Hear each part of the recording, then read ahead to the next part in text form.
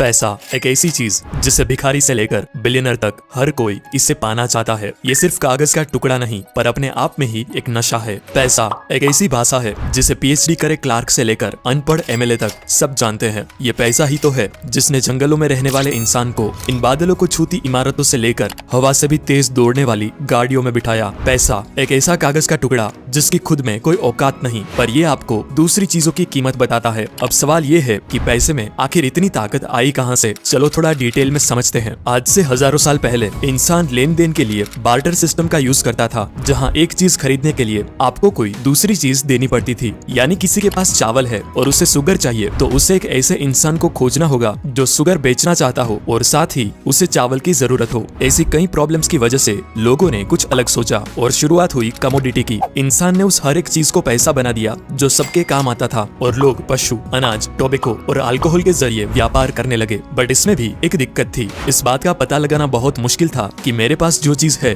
उसकी सही कीमत क्या है। और कमोडिटी वक्त के साथ खराब भी हो जाया करती। खरीदे जानवर मर जाते, अनाज सड़ जाता। अब इंसान को कोई ऐसी चीज चाहिए जो यूनिवर्सल हो और शुरुआत हुई सोने और चांदी से बने सिक्कों की। लेकिन इस दो टांग वाले जीव को इसमें भी प्रॉब्लम थी, क्योंकि वो वजनदार सोने को लेकर घूमना फिरना और साथ ही चोरी का डर। तो कुछ सुनार और दूसरे लोगों ने मिलकर एक उपाय निकाला। उन्होंने लोगों से कहा कि तुम अपना सोना हमारे पास रख दो, हम उसे संभाल कर रखेंगे। बदले में वो सुनार उसे कागज का टुकड़ा दे देता जिसमें लिखा होता कि मेरे पास आपका इतना सोना रखा हुआ है, जिसे IOU कहा जाता। IOU मतलब कि मैं तुम्हारा कर्जदार हूँ, जिसे दिखाकर लोग कभी भी अपना सोना वापस ले जा सकते। सबको ये आइडिया काफी अच्छा लगा और लोगों ने अपना सोना उसके पास रखना स्टार्ट कर दिया। लेकिन फिर कुछ टाइम बाद सुनार लोगों को रियलाइज हुआ कि ये सिस्टम बनाने के बाद ऑलमोस्ट कोई भी इंसान अपना सोना लेने वापस आता ही नहीं और सब बस उस रसीद के जरिए ही व्यापार करने लगे थे, क्योंकि सबको यकीन हो गया था कि रसीद है मतलब सोना भी होगा ही। अब ये चीज समझने के बाद सुनार लोगों को लालच आ गई। अब उनके हाथों से बनी रसीद ही पैसा बन गया था। इसीलिए उन्होंने फर्जी रसीदें बनाना स्टार्ट कर दी।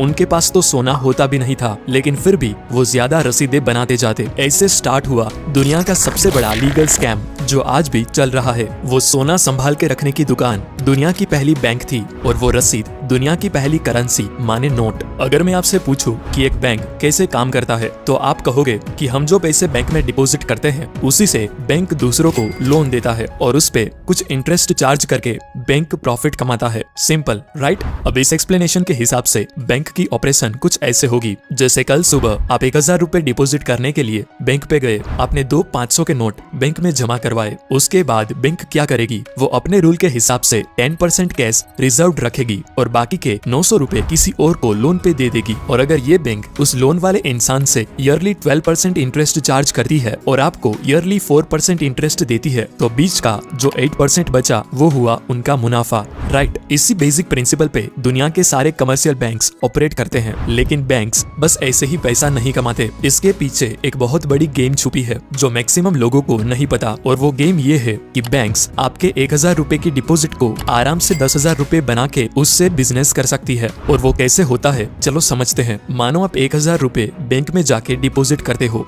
बैंक अपने रूल के हिसाब से 10% कैश रिजर्व रखेगी और बाकी के 900 रुपए किसी को लोन पे दे देगी। पर ध्यान से देखिए यहाँ हुआ क्या। आपको अपने पैसे डिपॉजिट करने के बाद अगर आपका बैलेंस चेक करोगे तो आपको वो ही 1000 रुपए दिखाया जाएगा। और इधर जिस इंसान ने लोन के लिए अप्लाई किया था और बैंक ने उसे लोन दिया वो भी अपना बैलेंस चेक करेगा तो उसको भी 900 रुपए दिखाई देंगे। इसका मतलब आप दोनों के हाथों में 1000 और 900 रुपए की परचेजिंग पावर है, जबकि एक्चुअली उस बैंक के पास बस 1000 रुपए ही कैश है। मतलब उस बैंक ने बस अपने कंप्यूटर पे कुछ नंबर्स टाइप करके मार्केट में एक्स्ट्रा 900 रुपए की करेंसी क्रिएट कर दी, जो कि ऑफ कोर्स वर्चुअल है क्योंकि उसे बैक करने के लिए कोई कैश तो है नहीं। और ये खेल सिर्फ यहाँ खत्म नहीं होता, ये बहुत आगे जाता है। जैसे जिस इंसान ने 900 रुपए का लोन अप्लाई किया था उसने ऐसे ही तो लोन अप्लाई नहीं किया होगा, उसे भी वो 900 रुपए कुछ खरीदने के लिए चाहिए होंगे। और जब ये पैसा खर्च करेगा तो ये पैसा सिंपली उसके अकाउंट से ट्रांसफर होके किसी और के अकाउंट में जाके डिपॉजिट हो जाएगा और बैंक फिर से इस 900 रुपए का 10% रिजर्व रखेगा और बाकी के 810 रुपए फिर से किसी और को लोन पे दे देगा। ऐसा करते करते एक बैंक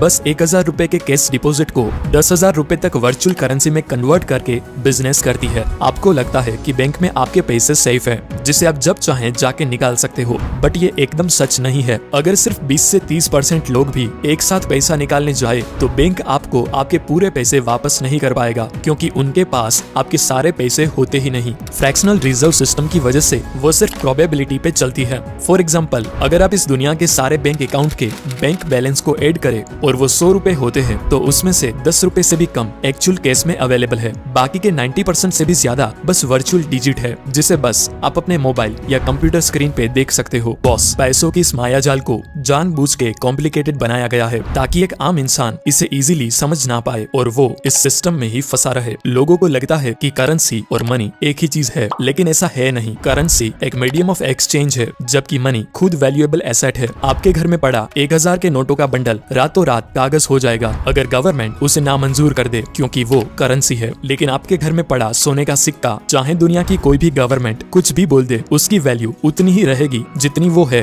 देखो बॉस, दूसरे इन्फ्लुएंसर्स आपको जो भी बोले कि गोल्ड बॉन्ड्स खरीदो, डिजिटल गोल्ड लो, गोल्ड के ETF में पैसा लगाओ, ये करो वो करो, वरना फलाना टैक्स लगेगा, ठिकाना टैक्स लगेगा, मैं कहूंगा रियल गोल्ड भी खरीदो, क्योंकि लाइफ के कुछ डिसीजंस टैक्स के आधार पर नहीं लिए जाते। अब आपके पास कहां 500,000 करोड़ है कि आपको 2-4% टैक्स की भी फिक्र करनी पड़े। और सच तो ये है कि पेंडेमिक के टाइम रियल माल ही काम आता है। आप किसी को अपना गोल्ड बॉन्ड का सर्टिफिकेट दिखा के पूरे साल का राशन नहीं खरीद सकते, लेकिन घर में पड़े सोने का एक छोटा सा हिस्सा फेंक के पूरे साल का बंदोबस्त किया जा सकता है। ये कागज सिर्फ भरोसा है और भरोसे पे ही दुनिया कायम है।